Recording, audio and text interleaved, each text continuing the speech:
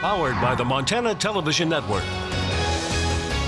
Montana This Morning continues on Montana's News Leader. Washington prepares to say its final goodbyes to former President George H.W. Bush. I'm Nicole Killian with what other former presidents are saying about the legacy he leaves behind. There's an uptick of dogs in Bozeman getting kennel cough. I'm Adair Spab, and coming up, I talk with a vet to see why this is happening. Good morning. Happy Monday, Southwest Montana. 6:30. Chet Lehman, Missy O'Malley with you. Matt has our chilly work week forecast in a moment. Meantime, our top story this half hour. Former President George Herbert Walker Bush will lie in state in the rotunda at the U.S. Capitol beginning today. The 41st President of the United States died on Friday night at the age of 94. CBS's Nicole Killian is on Capitol Hill with how he's being remembered by the three former presidents. They'll say, job well done, George H.W. Bush. Former President George W. Bush says his father's legacy will grow with time in an interview with 60 Minutes. I think he's going to go down as the greatest one-term president ever because of his foreign policy, deftly handling the end of the Cold War, for example, reunification of Germany. The one term that President George Herbert Walker Bush served began in 1989. It coincided with the fall of the Berlin Wall and the Soviet Union. All those things could have gone haywire at any point. And the restraint, the caution, the lack of spiking the football that they showed was, I think, an enormous achievement. Today, the late President Bush will be flown here to Washington, where he will lie in state at the Capitol Rotunda until Wednesday. His body will then be flown to Texas, when he'll be buried next to his wife Barbara and daughter Robin. History will be quite kind to him in his presidency. Although former President Bill Clinton beat Mr. Bush in the 1992 presidential election, the two men formed a bipartisan bond. It's been one of the great joys of my life, my friendship with him. Our arguments were good-natured and open, and we continue to debate things all the way up until recently. President Trump declared Wednesday, December 5th, as a national day of mourning. Nicole Killian, CBS News, Capitol Hill. The Capitol Rotunda will be open to the public while President Bush lies in state. On Wednesday, a state funeral will be held at Washington National Cathedral, and on Thursday, he will be buried on the grounds of his library in College Station, Texas. Right next to Barbara. By the way, U.S. Senator Steve Daines, who's in Afghanistan visiting troops, said the passing of the former president, quote, President George H.W. Bush lived a life full of grace and had a passion for serving those around him. He will be missed, end quote. Montana Senators Jon Tester said President Bush was a statesman who lived in the meaning of service. Tester went on to say, we must remember his legacy and commit ourselves to the kindness that he hoped for our nation. And Congressman Greg Gianforte, also reacting to the death of George H.W. Bush, said, quote, our hearts are lighter knowing he is reunited with the love of his life. Barbara, as our grateful nation mourns and celebrates President Bush's remarkable life, Susan and I pray for the Bush family, end quote. Very beautiful. Lots of nice words out there. And I think the most striking, though, was President Clinton, his rival in the election. Throughout the rest of his life, they remain close friends. I loved how they always gave each other funny socks. The socks were a big deal. That's exactly right. A tribute to all. We should all wear some funny socks on Wednesday. That's a great idea. Former President Bush. That's a great idea. I'm not even sure I have socks on, but we'll check on that in a minute. There'll be alpaca by the end of the week, Matt, if you keep saying what you're saying. Yeah, it's going to be cold. The mornings are going to be the toughest, so I'm sure we'll see them in here before it's all said and done, probably with all three of us. Temperatures into the teens and 20s, slightly below zero in West Yellowstone. I do expect to see some sunshine by the afternoon, but we've got a little cloud cover to work our way through and maybe some light fog in a few regions. Temperature should be well into the 20s as you head into the afternoon today. We've got some cool air on the way. We'll talk more about that, of course, coming up in just a few minutes. I do have socks on, not cool Adidas like some of us behind the desk, though. Meantime, 6:34 now. Police have arrested a suspect after an armed robbery at a Helena restaurant Saturday night.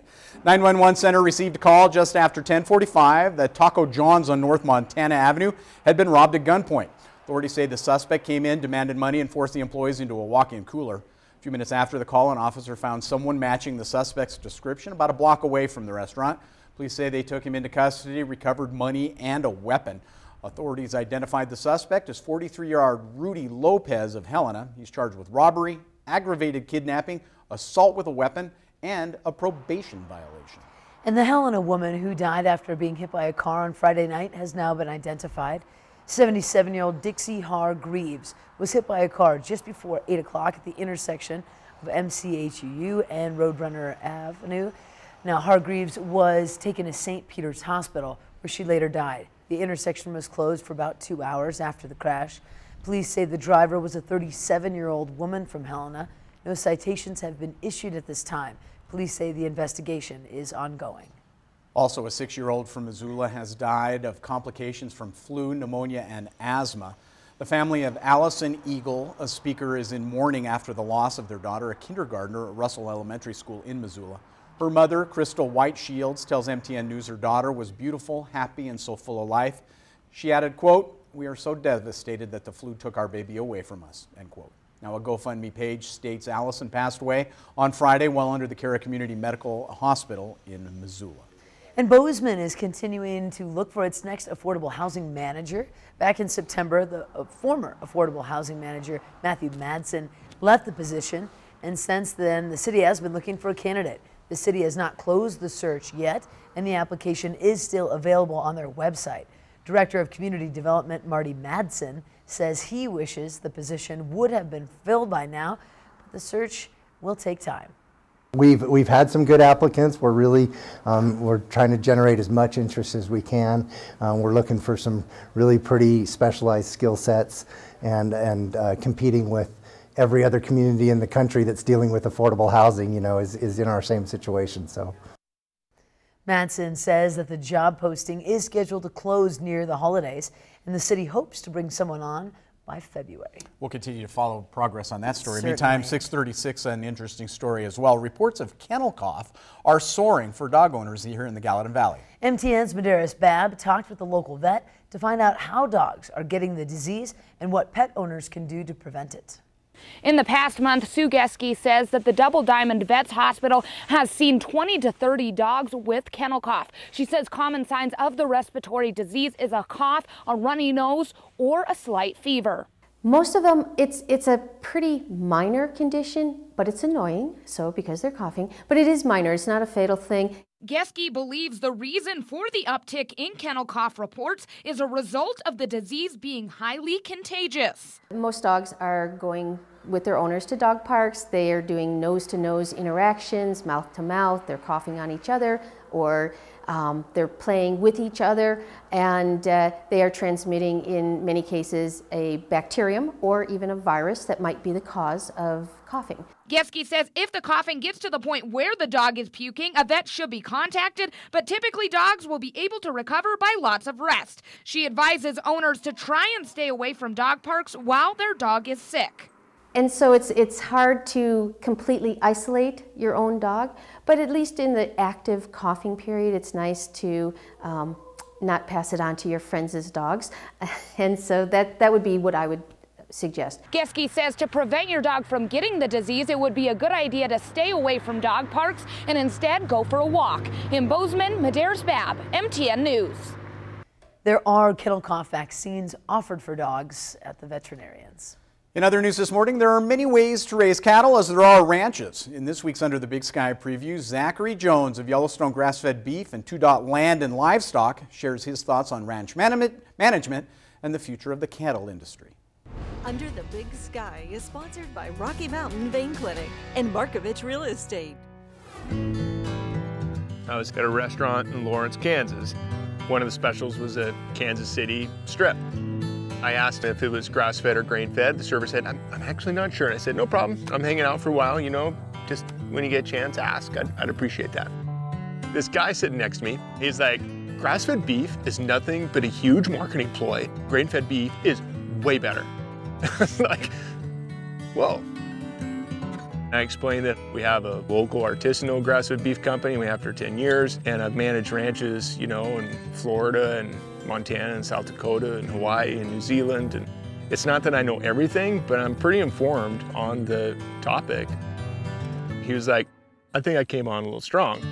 I'd like to actually hear a little bit more.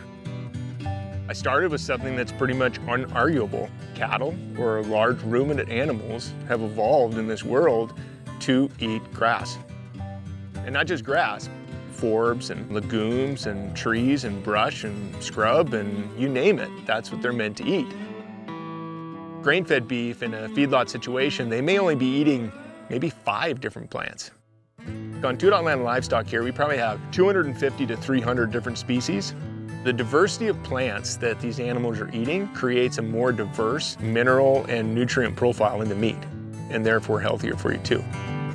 Also, grain-fed beef has more unhealthy fats in it, especially if consumed all the time. So we had actually a decent conversation, so that was good. Now it'd be great if we had an opportunity to have discussions like that with lots of people. I think we as ranchers, especially holistic thinkers, we have an obligation to have those conversations when they come up, but do it in a way that doesn't disrespect or make a judgment.